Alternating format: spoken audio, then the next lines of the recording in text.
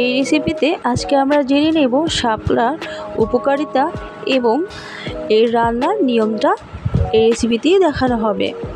শাপলায় রয়েছে Callick acid enzyme, এতে মস্তিষ্ক ঠান্ডা রাখতে সাহায্য করে। ক্যান্সার রোগের অনেক উপকার রয়েছে, হৃদরোগের সমস্যা দূর করে, হার্টের সমস্যা দূর করে, শরীরে অ্যাসিডিটি, গ্যাস, পেট ফাঁপা এগুলো রিমুভ করতে সাহায্য করে। শাপলায় প্রচুর ক্যালোরি রয়েছে, এতে ক্যালসিয়ামের সংখ্যা অনেক বেশি। তো চলুন দেখি স্টার্ট। এখানে নারকেল নিয়েছি, এটাকে আমি ব্লেন্ড করে নিয়ে নিব।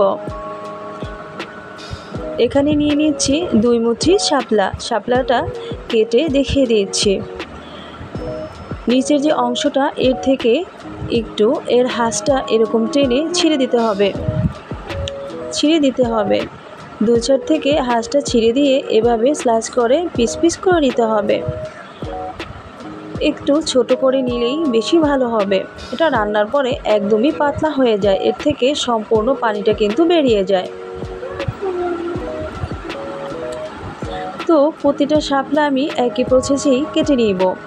এগুলা যেরকম কেটে নিতে একটু ঝামেলা হয়, রান্নার নিয়মটা জানা থাকলে খেতে কিন্তু বেশ ভালো লাগে। এখানে শাপলাগুলো কুটে পরিষ্কার করে নিয়েছি। চুলায় একটি প্যান বসিয়ে পানিটা ফুটিয়ে একে একে শাপলাগুলো ছেড়ে দিয়েছি। শাপলাগুলো আগে ধুয়ে পরিষ্কার করে এভাবে জলে কিন্তু ফুটিয়ে নিতে হবে।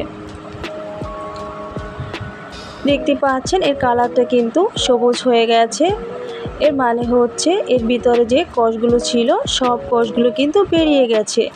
এই যে আমি দেখিয়ে দিয়েছি কতটা কালো কষ। যারা শাপলা খেতে ভালোবাসেন এভাবে কিন্তু অবশ্যই শাপলাটাকে সিদ্ধ করে এর কষটা ফেলে দিতে হবে। শাপলাটা রান্না করার সময় কষটা থাকলে কিন্তু একদমই তেতো লাগবে এবং কালারটাও কালো হয়ে যাবে।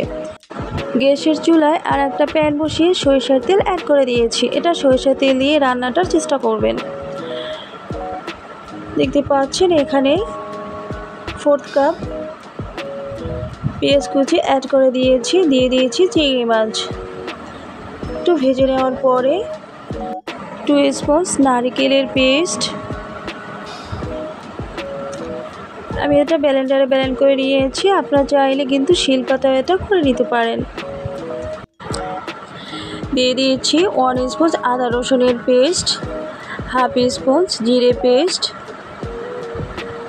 দিয়ে দিলাম হাফ স্পুন হলুদ গুঁড়ো, 1 স্পুন লাল মরিচের গুঁড়ো। শাপলাটার মশলাটা কিন্তু ঠিক পর্যায়ে দিতে হবে, এতে করে এর স্বাদটা কিন্তু ভালো আসবে। দিয়ে দিলাম স্বাদ মতো লবণ। দিয়ে দিচ্ছি চিংড়ি মাছের খোসা, যেটাকে বলে যোগাও বলে অনেকে। এটা দিলে কিন্তু এটার টেস্টটা আরও দ্বিগুণ বেড়ে যাবে। আমি কিন্তু মাছের বাই দ্য ওয়ে আমি কিন্তু দুটোই অংশ নিয়ে নিয়েছি, চিংড়ি মাছ এবং তার যোগাগুলো। কিছুক্ষণ কষিয়ে নেওয়ার পরে একটু পানি অ্যাড করে দিয়েছি। মশলাটা নিচে নেমে গেছে, তেলটা উপরে উঠে যাচ্ছে, দেখে বোঝা যাচ্ছে মশলাটা একদমই পারফেক্ট রেডি হয়ে গেছে। এখন ছেঁকে নেওয়া শাপলাগুলো দিয়ে দিলাম। আমি শাপলাটার সাথে সম্পূর্ণ মশলাটাকে এভাবে নেড়ে চেড়ে ভালোভাবে মশলাটা অ্যাডজাস্ট করে দিয়েছি। কিছুক্ষণ পরে দেখে দিব। ঢেকে দেওয়ার পরে আমার রান্নাটা হয়ে গেছে, একদমই রেডি। আমার শাপলার রেসিপি চিংড়ি মাছ দিয়ে রান্না করেছি। দেখেই বোঝা যাচ্ছে কতটা লোভনীয় হয়েছে। আপনারা কিন্তু এভাবে বাসায় একবার ট্রাই করে দেখতে পারেন, এতটাই ইয়াম্মি হয়েছিল যে খেলেই বুঝতে পারবেন। ভিডিওটি সম্পূর্ণ দেখার চেষ্টা করবেন, তাহলে কিন্তু রেসিপিটা রান্না করতে একদমই সাকসেসফুল হবেন। তো আপনাদের কাছে কেমন লেগেছে আমাকে অবশ্যই কমেন্ট বক্সে জানিয়ে দিবেন। সুন্দর হাতটা দিয়ে একটা লাইক করে দিবেন, বন্ধুদের সাথে শেয়ার করতে ভুলবেন না। আল্লাহ হাফেজ।